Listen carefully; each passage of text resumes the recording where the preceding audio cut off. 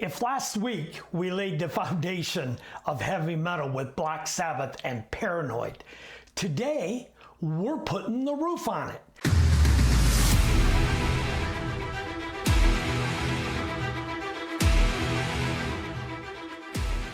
There are songs, and then there are songs that change the course of music forever.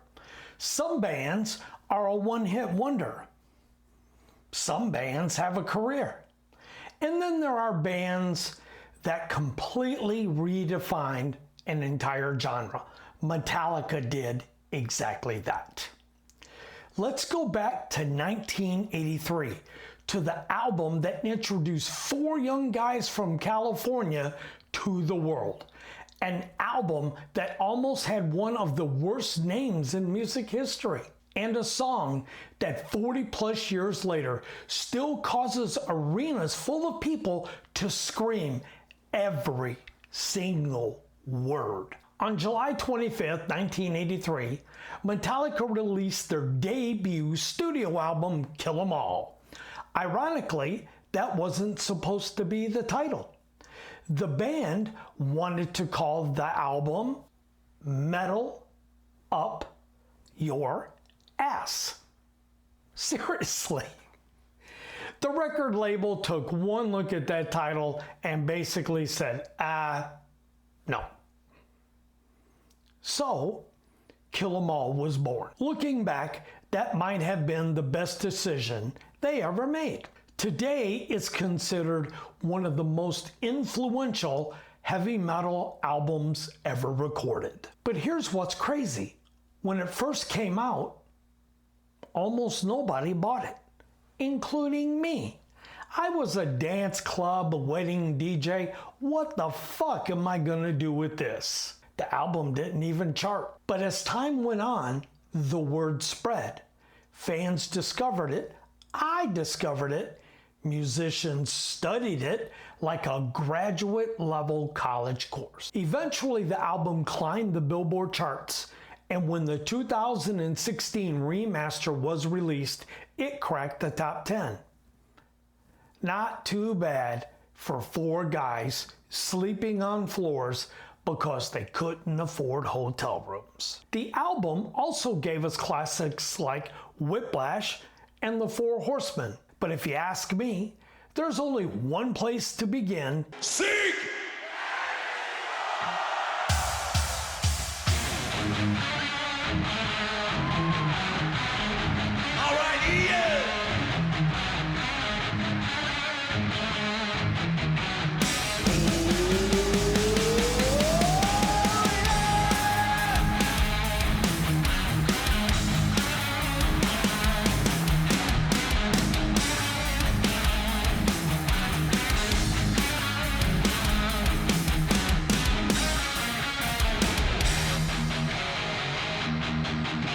Now we start getting loud, all right?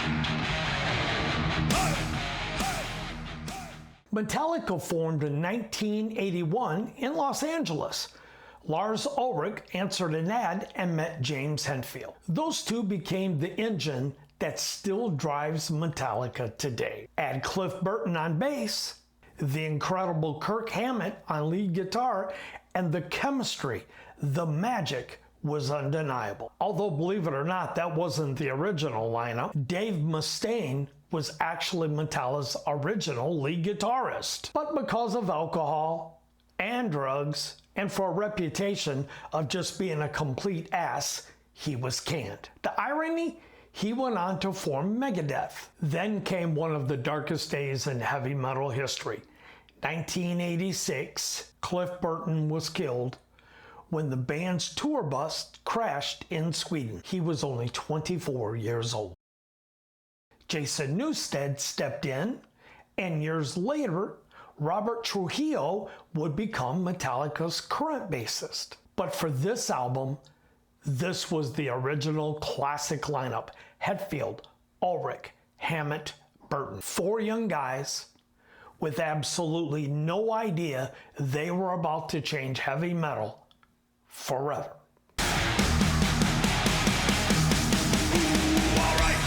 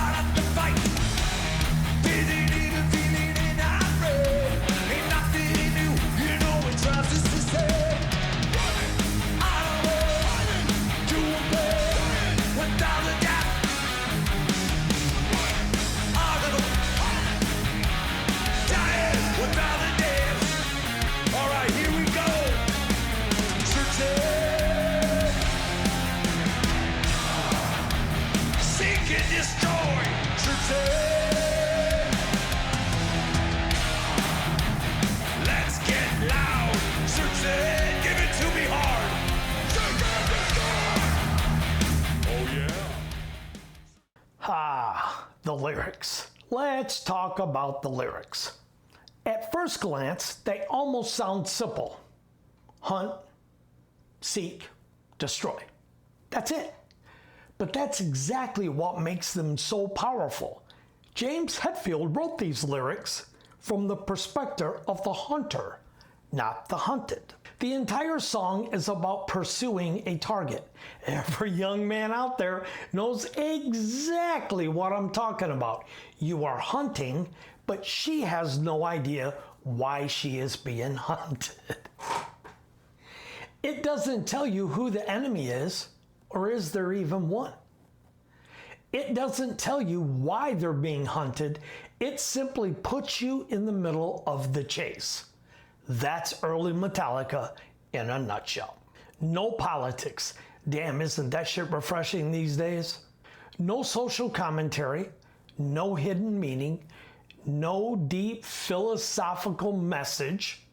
Ironically, one of the greatest legacy of the lyrics isn't the story itself. It's the three simple words, seek and destroy. 40 plus years later, those three words have taken on a life of their own. They've appeared on t-shirts, video games, military slogans, concert stages, and they're still shouted by tens of thousands of Metallica fans every single night, usually as the encore. Sometimes the simplest ideas become the most unforgettable.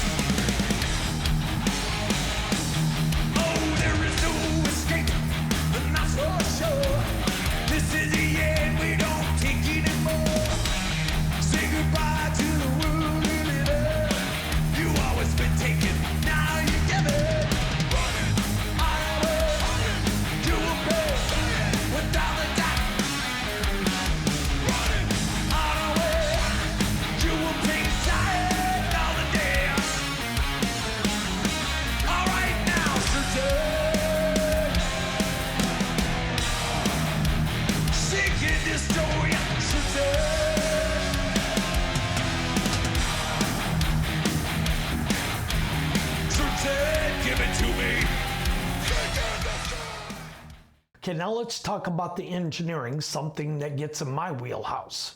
Most people hear a great song and think about the singer or the guitar player. Very few people ever stop and ask, why does it sound so damn good? Well, come hang out with me. We'll sit and talk, we'll tell jokes, and then we'll listen to the song. We're not going to hear it, we're going to listen to it. Producer Paul Curcio, engineer Chris Bubitz didn't have unlimited tracks like they do today. They didn't have unlimited microphones, didn't have a big budget, quite the opposite in fact. Can you believe that this masterpiece was recorded on a 16-track analog system? Holy shit, that's impressive. Today, you can download Pro Tools on your laptop and have virtually unlimited tracks. But back then, 16. That's it. Every decision mattered as it pertained to the recording, the producing, and the mastering of this album. Here's something that really blew me away.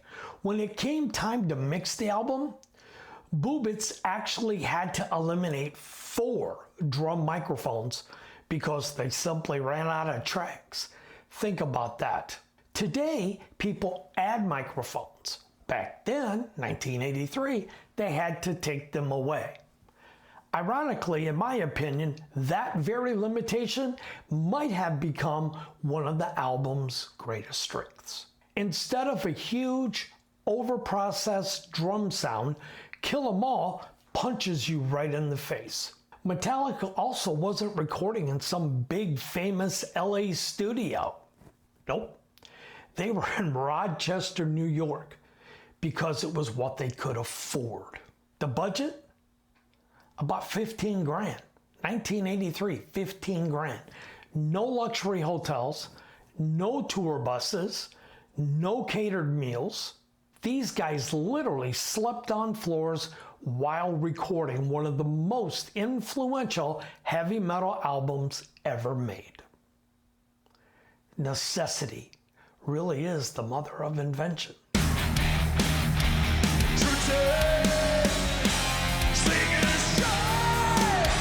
Santa Clara, my friend Lars.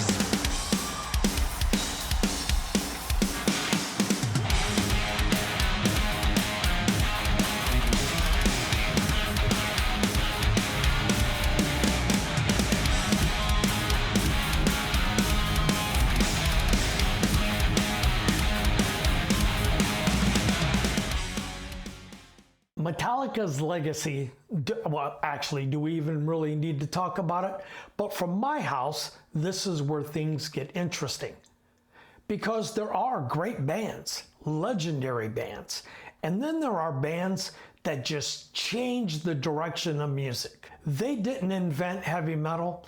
Hell, we covered that last week with Black Sabbath, Ozzy.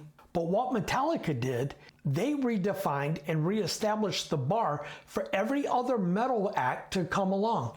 Every band, good or bad, whether they like it or not, they are compared to Metallica. Metallica is the bar. Let's talk about Seek and Destroy. Think about this.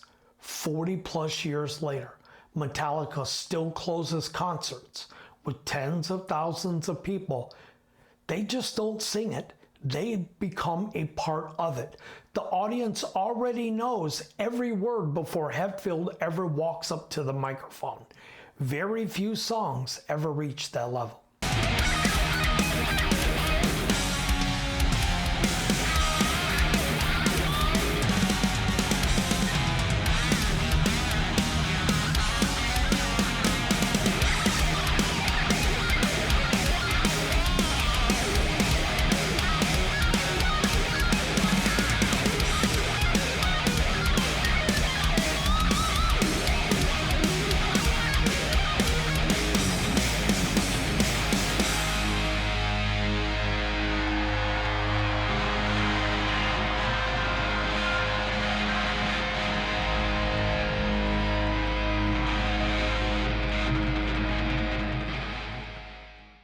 Let's talk about performances in the video. Unlike many songs of the last 45 years since MTV was born, to the best of my knowledge, Metallica never released an official Seek and Destroy album. So, for today's episode, I'm using one of my favorite live performances. This was filmed in Santa Clara, California. Yeah, many people have made their own videos with boats, guns, planes, bombs, blowing shit up. That's what others hear when they put Seek and Destroy on. Remember what I said earlier about the lyrics? When I said listen to Seek and Destroy? When I hear Seek and Destroy, I have never thought it's about DEFCON 5 and blowing shit up. What I've always inferred is the excitement, the anticipation, the chase. Boys chasing girls, men chasing women. Today we have to say, well, I'm not, fuck that. You may hear something completely different. That's the beauty of music. That's the art. In the video, you know it's about to get serious. Now we're start to get loud. That's what Hetfield said. If that doesn't grab you by the nuts, I don't know what to say. As a front of the house professional, it's obvious when a band likes what they're playing. Walk into a square on a random Friday night in some small town and watch a band. Uninterested, no energy, give me my $500 and we're out of here. Watch this video at the end of the night. Metallica is still killing it. This song obviously still gets their blood pumping too. This song has survived more than 40 years, and every single time Metallica plays it, it doesn't feel 40 years old. It feels like it was written yesterday. Oh yeah! Oh yeah!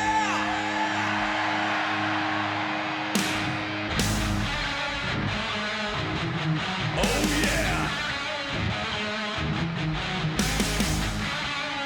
Clara, follow me.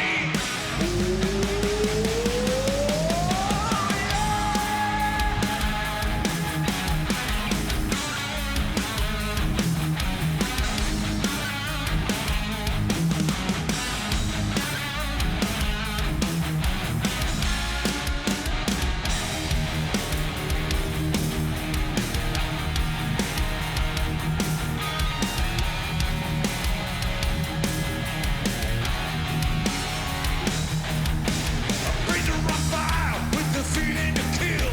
And it won't go away till I feel the full bill. There is only one thing on our mind. Don't you run away. You're the one we will find. On our way to a bed with diamond dust. On our way to a big diet.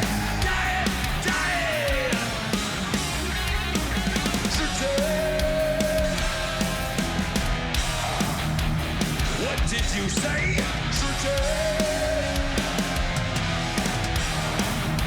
I love it. Give it to me now. Oh, one more time.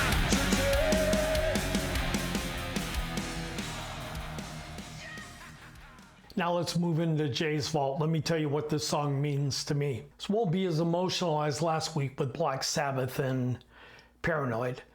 But this album, I simply refused to buy it. I was doing dances, I was doing corporate gigs, I was doing weddings, and Metallica just didn't fit into that.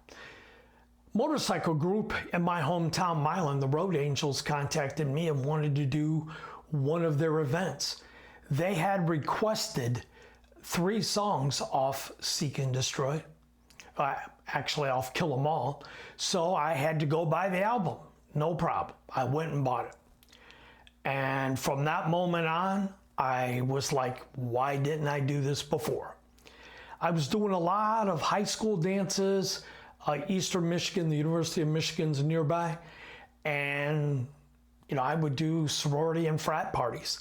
And it was hilarious to watch the young women, young girls, try to do that body roll dance. Fellas, if you grew up in the 80s, you know what I'm talking about. They were trying to do that body roll, and they would only dance like that to the metal and Seek and Destroy. I remember that.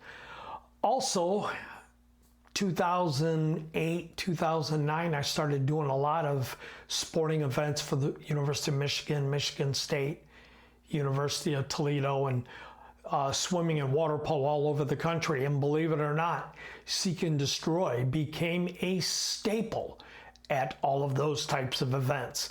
So I have played this song since about 1985 when my hand was forced, and thank God it was. That concludes this episode of Metal Mondays, Metallica, Seek and Destroy. I hope you enjoyed it. I've tried to do a good job telling you the story behind the story and some facts about it and what it meant to be. I really appreciate you being here. Hit the subscribe button. You can hit the bell if you want to be notified of when something goes on in this channel. Have a great day, and we'll talk to you later.